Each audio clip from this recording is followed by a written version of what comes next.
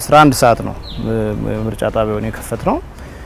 ቁሳቁሶቹንና አንዳንድ ዝግጅቶችን ከጨረስን በኋላ ልክ 12 ሰዓት ሲሆን ምርጫው ሂደት ጀምሯል ማለት ነው። የምርጫው ሂደት ተጀምሯል።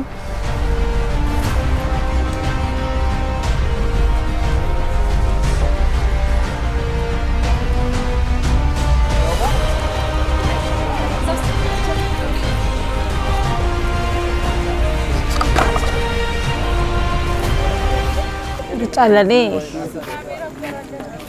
ለወደፊት ብሩህ የሆነ ነገር የማገኝበት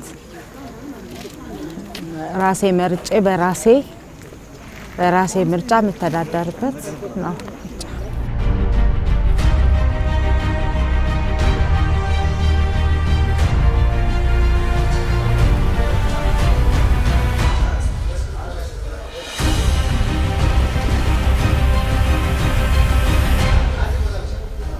አዛውንቶች፣ አካል ጉዳተኛ ህፃናት ይዘው የመጡትን ቅድሚያ ሲጀመርም በእነሱ ባዛውንቶችና ህፃናትን አካል ጉዳተኛ ሲመጡ ለነሱ ቅድሚያ እየተሰጠ በእንደዛ ነው የተጀመረው።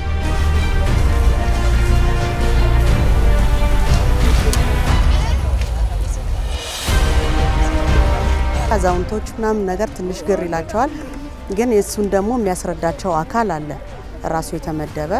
እነሱ ያው እያስረዷቸው እያሳዩቸው እየሰሩ ነው ያሉት።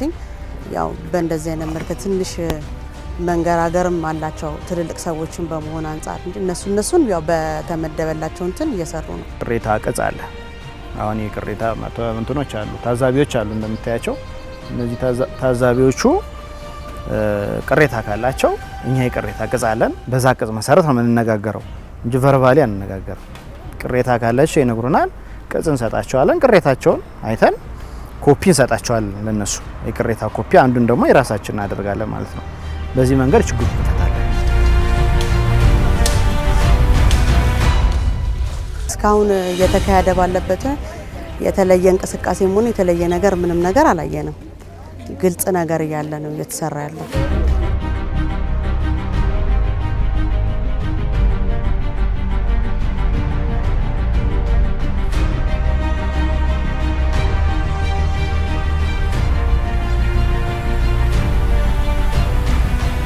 ከፍተኛ ቁጥር ያላቸው መራጮች በመላ አገሪቱ ወጥተው ድምጻቸውን እየሰጡ መሆኑን እኛም ባለን የዴስክ ክትትል ማድረጊያ ዴስክ መረጃ እየተቀበልን እንገኛለን።